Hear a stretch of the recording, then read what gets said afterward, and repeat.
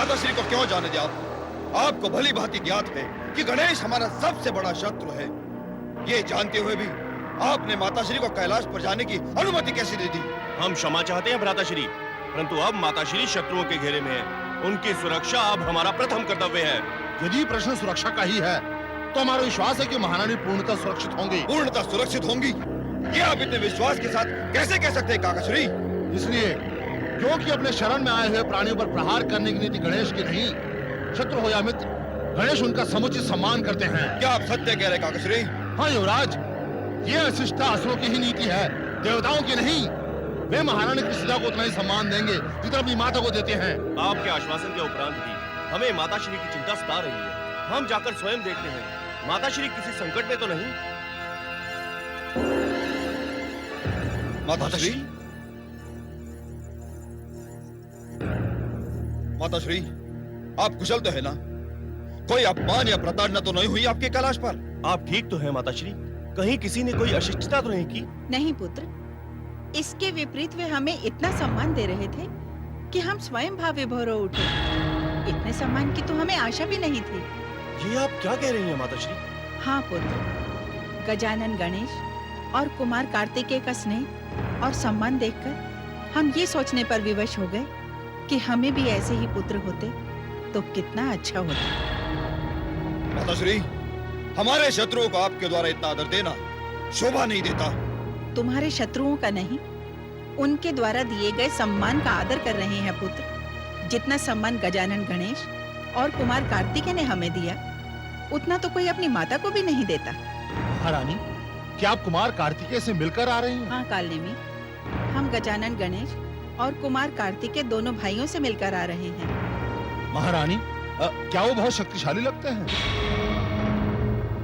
वे अभी बाल्यावस्था में हैं और अपना माधुर्य बनाए हुए हैं। क्या कार्तिकेय बाल्यावस्था में है? अर्थात हमें भयातुर होने की कदापि आवश्यकता नहीं काकाश्री। वो नन्हा सा बालक हमारा क्या हित कर पाएगा? और जब तक कार्तिकेय अपनी युवा अवस्था तक पहुंचेगा, तब हम अवसर मिलते ही उसका वध कर डालेंगे और पिताश्री को मृत्यु से बचा लेंगे। मृत्यु से बचाना इतना सरल नहीं होगा पुत्र कमलाक्ष। कार्तिकेय अभी बाल्यावस्था में है तो क्या हुआ? संभवतः तुम्हें स्मरण नहीं, गणेश भी बाल्यावस्था में है, परंतु उनमें छिपी अपार शक्तियों से कौन अवगत नहीं। इसलिए अब हमारे समक्ष एक नहीं, दो शक्तियां एक साथ हैं। हमें दोहरे संकट का सामना करना है। इस संकट से बचने का एक उपाय है।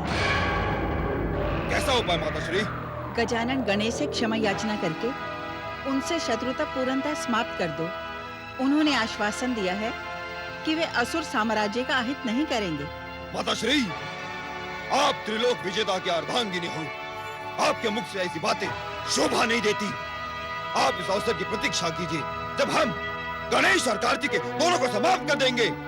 ऐसे मूर्खतापूर्ण विचार भी अपने मस्तिष्क में मत आने दो पुत्र तारकाक्ष।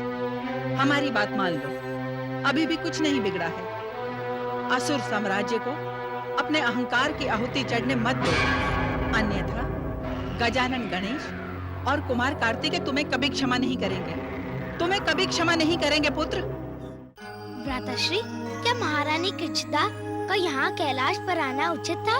प्रिय कुमार, क्या हम आपका तात्पर्य जान सकते हैं कि इस प्रकार का प्रश्न आपके मन में क्यों उत्पन्न हुआ?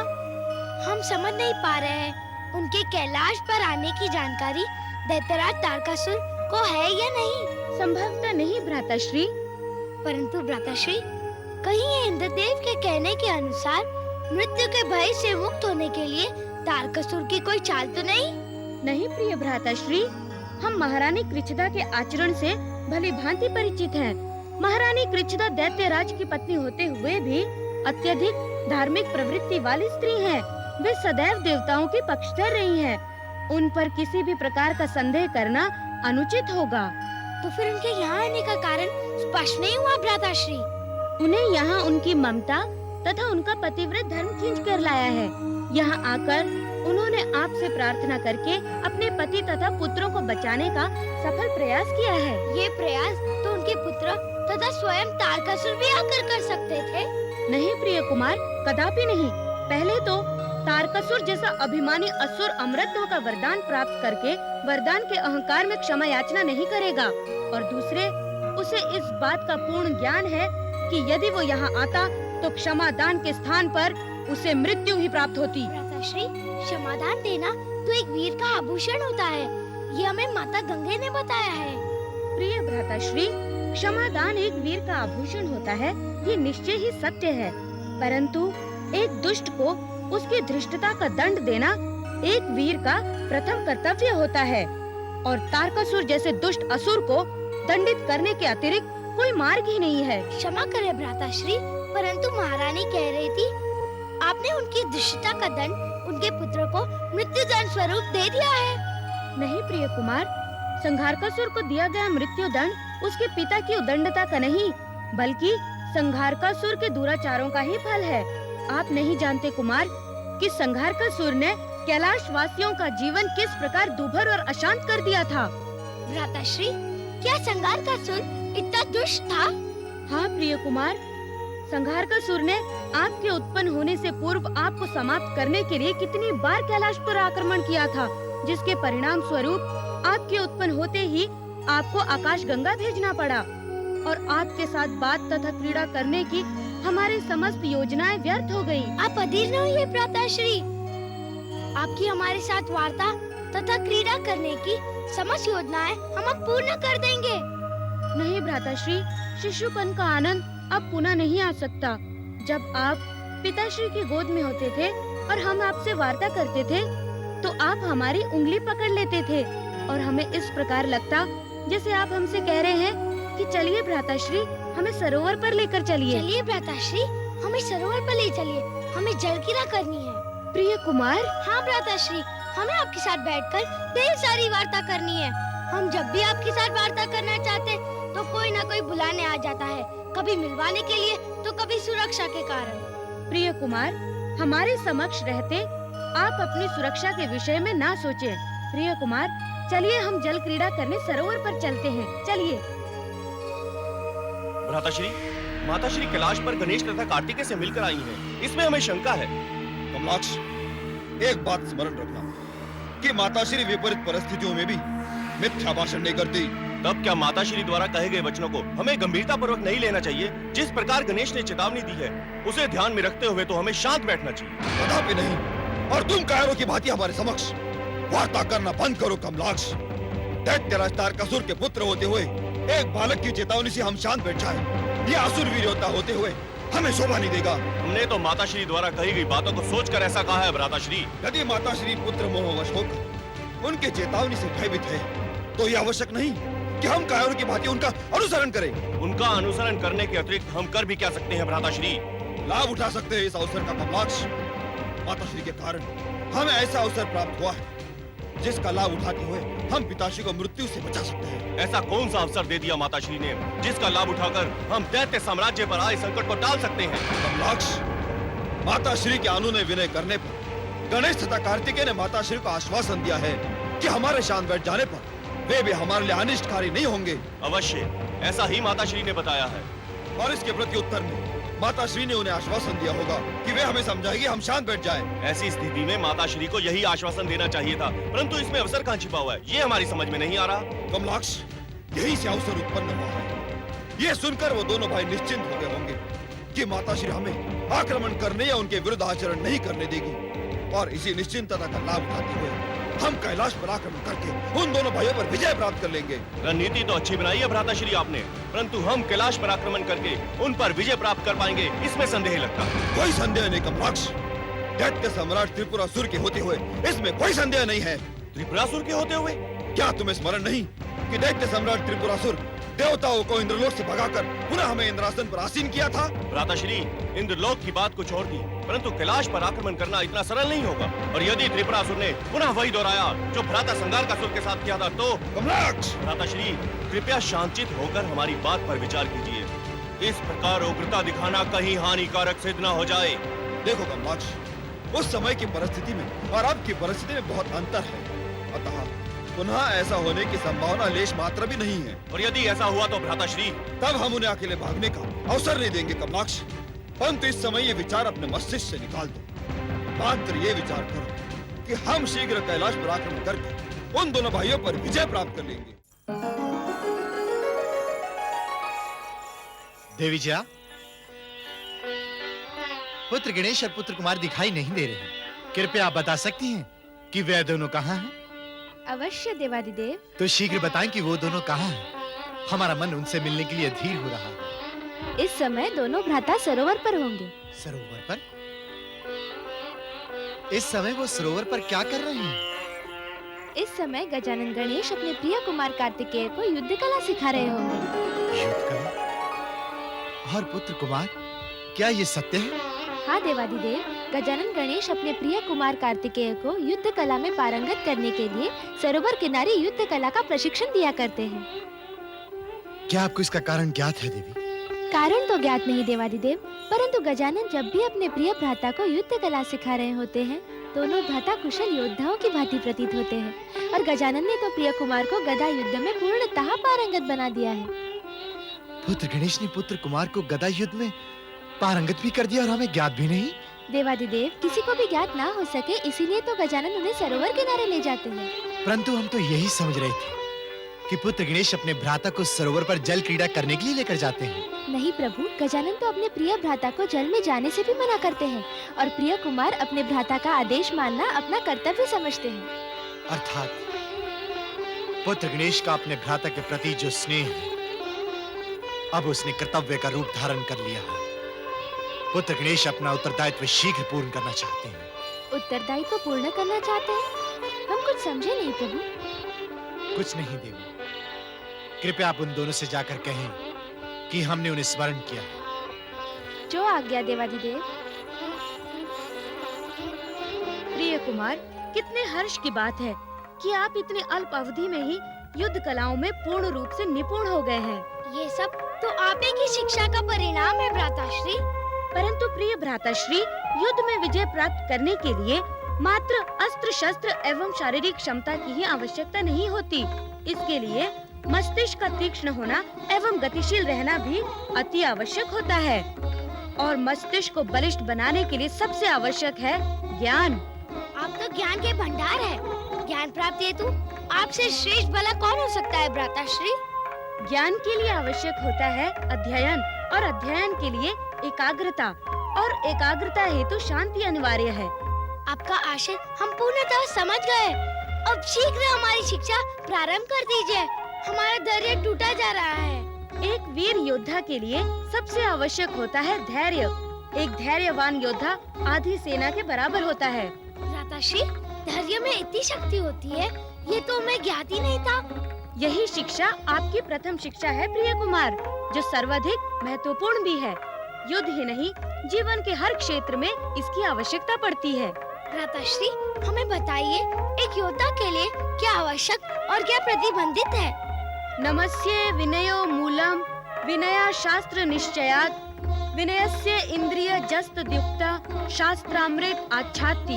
अर्थात किसी भी शिक्षा के पीछे उसका मूल आधार होता है विनम्रता, और यदि किसी प्राणी के पास उसकी विनम्रता आ जाती है तो प्राणी मूल इंद्रियों पर विजय पाने में सफल होता है। एक बार जब अपनी इंद्रियों पर विजय पाली तो शास्त्र ज्ञान या शिक्षा स्वतः ही प्रारंभ हो जाती है। प्रिय कुमार, आपकी आज्ञा शिरोधार्य है भ्राताश्री। जीवन, यौवन, धन, छाया एवं स्वामित्व, ये 5 विकार हैं जो अति चंचल होते हैं। एक वीर योद्धा को इन सब विकारों से विमुक्त होना चाहिए। भ्राताश्री, एक योद्धा की आवश्यकताओं और प्रतिबंधों दोनों से ही आपने हमें अवगत करा दिया। और एक बात है प्रिय भ्राताश्री, जो सबसे महत्वपूर्ण है, वो है अनुशासन। गौरी नंदन, गौरी नंदन, प्रणाम गौरी नंदन। प्रणाम कुमार कार्तिकेय। प्रणाम देवी जया। देवी जया, क्या आप आदेश लेकर आई हैं? अवश्य ही किसी के निमंत्रण का संदेश लेकर आई होंगी। आप सत्य कह रहे कुमार कार्तिकेय। देखिए ना भ्राताश्री, हम जब भी वार्ता शुरू करते हैं तो देवी जया आ जाती है, हमें वार्ता करने ही नहीं देती। ऐसी हमारी कदापि कोई भी कामना नहीं रहती शिवनंदन। अपितु आप दोनों भ्राताओं का असीम स्नेह देखकर तो हमारा हृदय भी प्रसन्न हो उठता है। कितनी अलौकिक छवि लगती है आप दोनों की। देवी जया, हम दोनों भ्राताओं की वार्ता अनंत काल तक चलेगी तो भी पूर्ण नहीं होगी। हम दोनों इतनी लंबी अवधि के पश्चात जो मिले हैं, आप बताइए देवी, आप क्या आदेश लेकर आई हैं? गौरी नंदन, देवादिदेव महादेव ने आप दोनों को स्मरण किया है। आप शीघ्र चलिए। क्या पिताश्री ने स्मरण किया है? भ्राताश्री चलिए, अविलंब चलिए।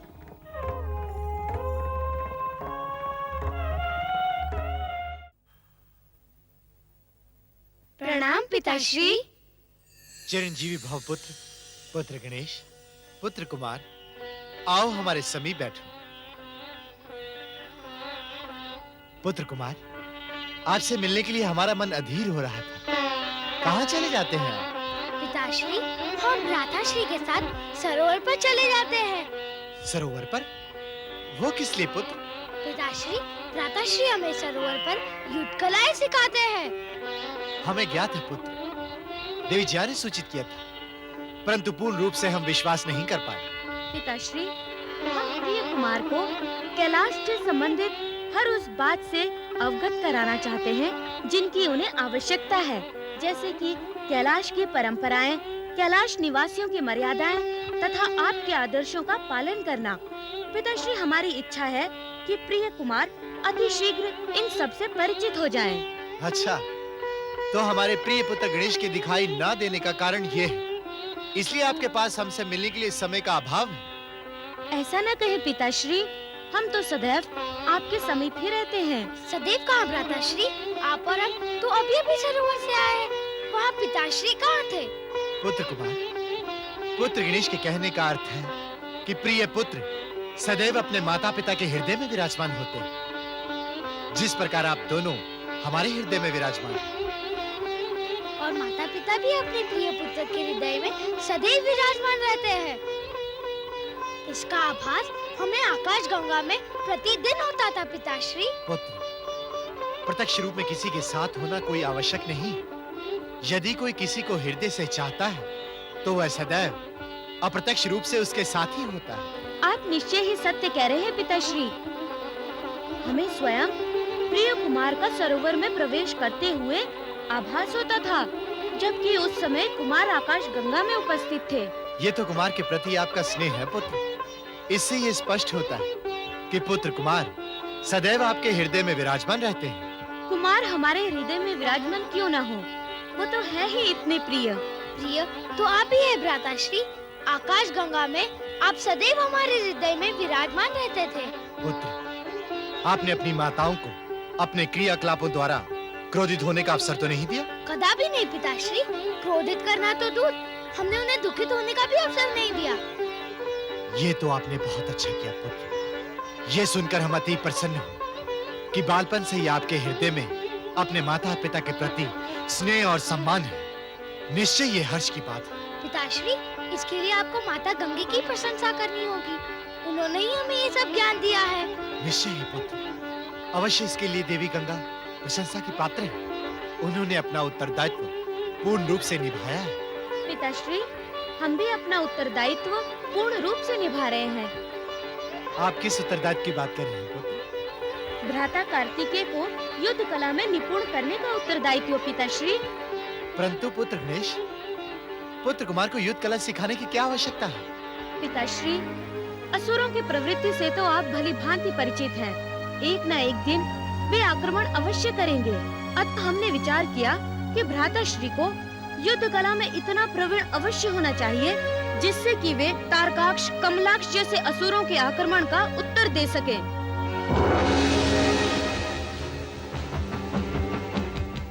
हमारे वीर योद्धाओं, शूरवीर सैनिकों, कैलाश पर आक्रमण करने के लिए तैयार हो जाओ।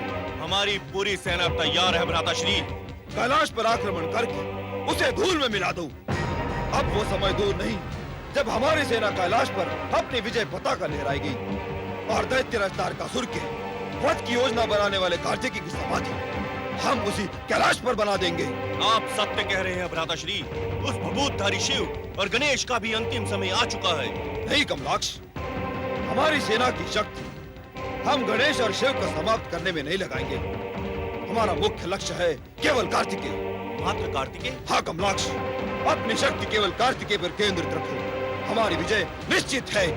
सैनिकों, यदि गणेश मार्ग में आए तो उसे अपने रण कौशल से युद्ध में उलझा कर रखना। इससे हमें क्या लाभ होगा भ्राताश्री? इससे हमें ये लाभ होगा कि हम हमारा संपूर्ण ध्यान कार्तिकेय पर लगा पाएंगे।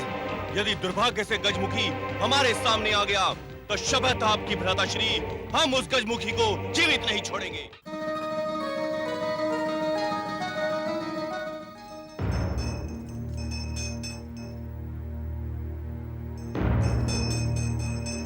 गौरीनंदन, गौरीनंदन,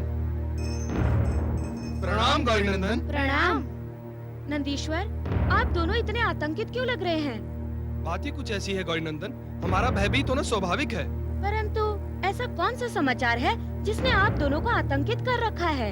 आक्रमण गौरीनंदन, असुर कैलाश पर आक्रमण करके प्रिय कुमार को।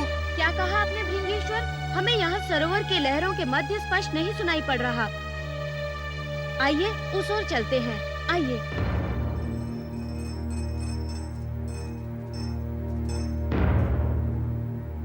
भृंगेश्वर, युद्ध और आक्रमण की बातें हम अपने प्रिय कुमार के समक्ष नहीं करना चाहते। वे अभी बहुत छोटे हैं। नन्हे से भ्राता पर युद्ध और आक्रमण की बातों का प्रतिकूल असर पड़ेगा। इसीलिए हम आपको यहाँ ले आए। अब बताएं, क्या समाचार है? कैलाश पर आक्रमण करने की तैयारियां हो रही हैं विघ्नेश्वर। क्या कैलाश पर आक्रमण की तैयारियां? कौन है वो दुष्ट जो ऐसी धृष्टता करने का दुस्साहस कर रहा है? ये दुस्साहस तारकाक्ष और कमलाक्ष अपने काका श्री काल नेमी के आदेश पर कर रहे हैं गौरीनंदन। कैलाश पर आक्रमण करने का उनका एक ही उद्देश्य है गौरीनंदन। कौन सा उद्देश्य नंदीश्वर? दैत्यराज तारकासुर के जीवन को बचाने के लिए कुमार कार्तिकेय का अंत। कुमार का अंत? कुमार के अंत का स्वप्न जो भी देख रहे हैं, उन्हें शीघ्र ही अपने अंत की चिंता करनी होगी। गौरीनंदन, हमें अविलंब इसकी सूचना देवाधिदेव को दे देनी चाहिए। नहीं भृंगेश्वर, हमें स्वयं ही इस समस्या का हल ढूंढना होगा। पिताश्री अभी समाधि में लीन है। अभी उन्हें इस बारे में सूचित करना उचित नहीं होगा। आप दोनों कैलाश की सुरक्षा पर पूरा ध्यान दें और हम द्वार पर जाकर उनके आक्रमण की प्रतीक्षा करेंगे। जो आज्ञा गौरीनंदन।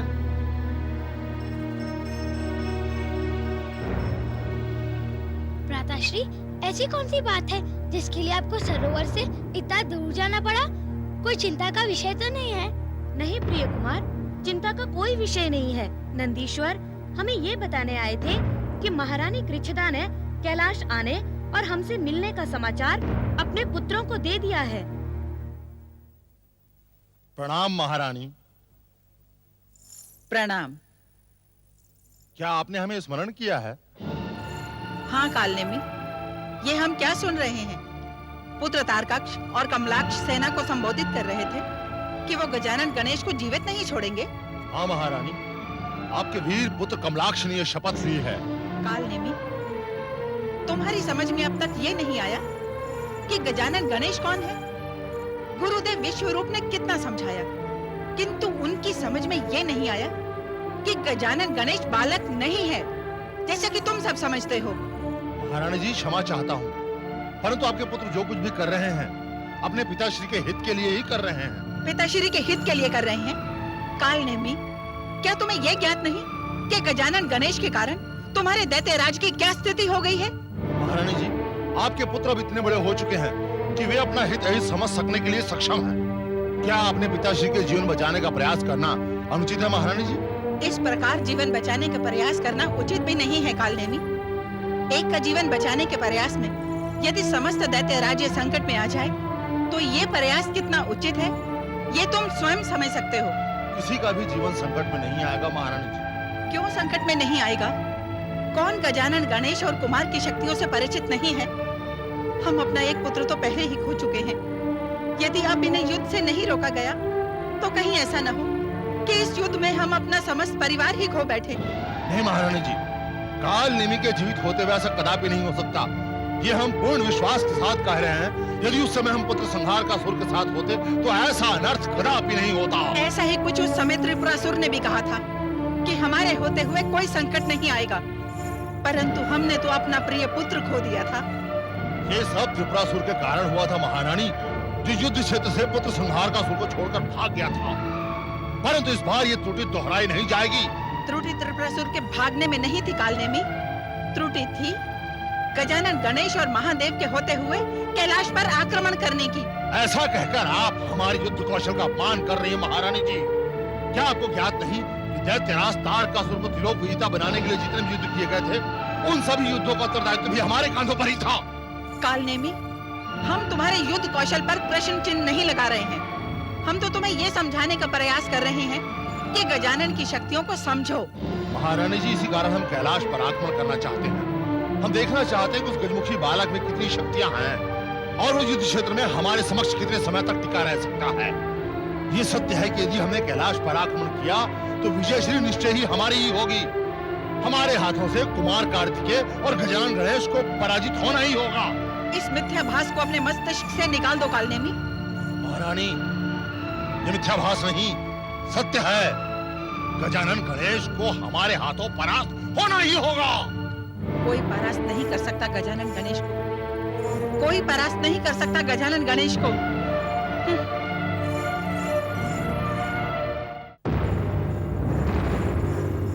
खड्गं चक्रगदेषु च परिगाञ्चूलं भुषुण्डिं शिरः शङ्खं सन्ददतीं करैस्त्रिनयनां सर्वाङ्गभूषावृताम् नीलाश्मद्युतिमास्य पाददशकां सेवे महाकालिकाम् ओम क्लीं काली कंकाली किल किल स्वाहा। दैत्य गुरु सहायता करें, हमारी रक्षा कीजिए। महारानी कृच्छदा, आप ये क्या कर रही हैं? महारानी कृच्छदा, साधारण स्त्रियों की भांति प्रलाप करना आपको शोभा नहीं देता। दैत्य गुरु के लिए इससे अधिक लज्जा की बात क्या हो सकती है कि दैत्यराज की पत्नी इस प्रकार विलाप करे। गुरुदेव, हमारे पुत्र अशुभ कार्य करने जा रहे हैं। ये सब आपके समाधिस्थ होने के कारण ही हुआ है। महारानी कृच्छदा, हम समाधिस्थ अवश्य थे, परंतु थे तो अपने आश्रम में ही। गुरुदेव, हमें क्या था आपकी समाधि भंग करना कितना अनिष्टकारी है। गुरुदेव, आपकी समाधि में लीन होने के पश्चात दैत्य साम्राज्य चिंताओं और अशुभ संकेतों से आ घिरा है। महारानी, हमारे समाधिस्थ होने के पश्चात ऐसा क्या घटित हो गया जो आप इतनी चिंतातुर हैं? गुरुदेव, आपके समाधि में लीन होते ही गजानन गणेश ने पुत्र तारकाक्ष को इंद्रलोक से अपदस्थ कर दिया, जिसकी पुनः प्राप्ति के लिए तारकाक्ष व्याकुल हो गया। स्वामी आपसे परामर्श लेना चाहते थे, परंतु आप समाधिस्थ थे। अतः पुत्र तारकाक्ष गुरुवर विश्वरूप के पास सहायता के लिए पहुंचा और विश्वरूप ने सहायता देने से मना कर दिया। पूर्व में तो कर दिया था, परंतु पुत्रों के अनुनय विनय करने से सहमति दे दी। क्या विश्वरूप ने इंद्रलोक पर आक्रमण की आज्ञा दे दी? नहीं गुरुदेव, बल्कि उन्होंने तो आक्रमण का दृढ़ता से विरोध किया और कहा कि इस समय समस्त दैत्य साम्राज्य पर शनिदेव की वक्र दृष्टि पड़ रही है, अतः किसी भी प्रकार का आक्रमण अनिष्टकारी सिद्ध होगा। यह सर्वविदित है महारानी कि विश्वरूप देवताओं के पक्षधर है। वे कदापि इंद्रलोक पर आक्रमण की अनुमति नहीं देंगे। परंतु उन्होंने तो कहा था कि शनिदेव की वक्र दृष्टि है। नहीं महारानी, दैत्य गुरु के रहते किसी की सामर्थ्य नहीं जो दैत्य साम्राज्य पर वक्र दृष्टि डाले। यही विश्वास स्वामी को भी था, परंतु आपकी अनुपस्थिति ने उन्हें निर्बल बना दिया। पुत्र तारकाक्ष ने उनके इस पक्ष का लाभ उठाकर उन्हें इंद्रलोक पर आक्रमण करने के लिए प्रेरित किया, जिसके लिए उसने शनिदेव के समक्ष जाकर उन्हें भी प्रसन्न कर दिया। तो क्या शनिदेव ने अपनी वक्र दृष्टि हटा ली?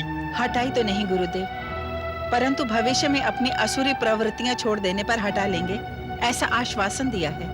तब तो उन्हें शांत होकर बैठ जाना चाहिए था महारानी, अन्यथा हमारे सम्मुख उपस्थित होना चाहिए था। ना तो वे आपके पास आ सके और ना ही पुत्र तारकाक्ष ने सिंहासन के लोभ में उन्हें शांत बैठने दिया। अतः पुत्र मोहवश स्वामी ने दैत्य सम्राट त्रिपुरासुर से सहायता प्राप्त की। ये तो आपने अत्यंत शुभ समाचार सुनाया महारानी कि दैत्यराज तारकासुर और दैत्य सम्राट त्रिपुरासुर मिलकर एक हो गए हैं। यही शुभ इंद्रलोक के प्राप्त करते ही अशुभ हो गया दैत्य गुरु। कैलाश पर कुमार की उत्पत्ति होने वाली है, ये समाचार प्राप्त हुआ, और जब से कुमार उत्पन्न हुए हैं तब से स्वामी को भवन में है। पुत्रों से पिता की ये स्थिति देखी नहीं जाती, इसलिए उन्होंने गजानन गणेश और कुमार को युद्ध के लिए ललकारने का निर्णय लिया है। परंतु हमारी ये समझ में नहीं आता महारानी कि दैत्यराज हमारे सम्मुख उपस्थित क्यों नहीं हुए। यदि वो हमसे पूछते तो हम सारी स्थिति स्पष्ट कर देते। गुरुदेव, अब भी समय है, कृपया कुछ करें, पुत्रों को अनर्थ करने से रोकें। सर्वप्रथम तो पुत्रों को ये ज्ञात होना चाहिए कि इस समय कैलाश पर कुमार के साथ गजानन, गणेश और शिव भी विद्यमान हैं। उनकी उपस्थिति में कैलाश पर आक्रमण करना उचित नहीं है महारानी। गुरुदेव, हम भी उन्हें ये समझाकर हार गए, परंतु वो समझने को तैयार ही नहीं, इसीलिए हम आपकी शरण में आए हैं। आप निश्चिंत रहे महारानी, हमारे समाधि से उठने के पश्चात दैत्य साम्राज्य के लिए सब शुभ ही शुभ होगा। किसी की सामर्थ्य नहीं कि दैत्य गुरु के रहते दैत्य साम्राज्य का कोई भी अनिष्ट कर पाए। आप अपने पुत्रों को हमारा संदेश दीजिए कि हमने उन्हें स्मरण किया है। अवश्य दैत्य गुरु, अब हमारे पुत्रों का जीवन आपके हाथ में है। हाँ पुत्र, कैलाश विजय ही अब हमारा एकमात्र लक्ष्य है। अब कोई भी अवरोध हमें इस निर्णय से परिवर्तित नहीं कर सकता। काकाश्री, हमारे शूरवीर योद्धा भी युद्ध में जाने के लिए तत्पर हैं। इस बार हमारा आक्रमण विजयश्री के लिए होगा काकाश्री, मात्र विजयश्री के लिए। कैलाश विजय और कार्तिकेय का वध, ये दोनों ही हमारा लक्ष्य है। पुत्र तारकाक्ष, अपने निर्णय को निश्चय बना लो और वचनबद्ध हो जाओ कि अपने लक्ष्य को प्राप्त किए बिना हम वापस कदापि नहीं लौटेंगे, चाहे इसके लिए हमें अपने प्राणों की आहुति क्यों न देनी पड़े। काकाश्री, ब्रह्मांड विजय का हमारा स्वप्न शीघ्र ही साकार हो जाएगा और पिताश्री के मृत्यु का भय कार्तिकेय के वध के साथ समाप्त हो जाएगा। परंतु भ्राताश्री, यदि पुनः माताश्री का अवरोध हमारे लक्ष्य के मध्य आ गया तो? नहीं कमलाक्ष, हम वात्सल्यता की किसी भी भावना को अपने लक्ष्य की बेड़ी नहीं बनने देंगे। पुत्र तारकाक्ष, इसकी आवश्यकता ही नहीं होगी। महारानी कृच्छदा से हमारी वार्ता हो चुकी है।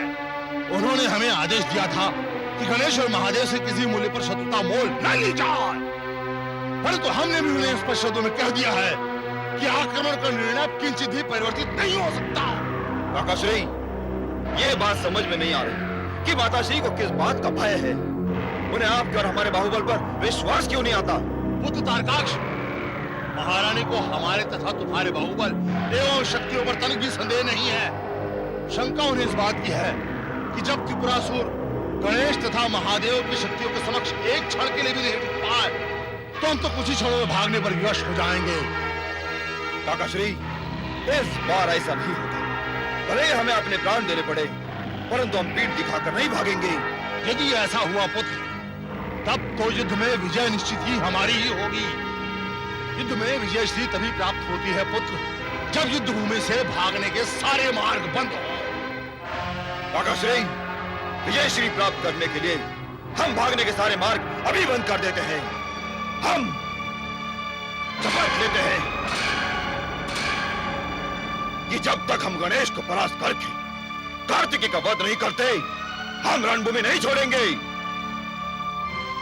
काकाश्री, हम भी शपथ लेते हैं